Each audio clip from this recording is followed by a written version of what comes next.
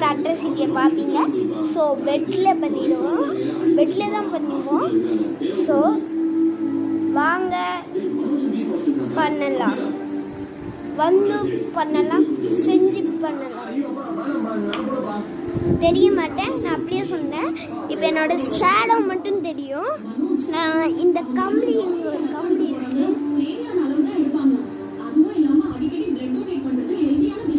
பாருங்க.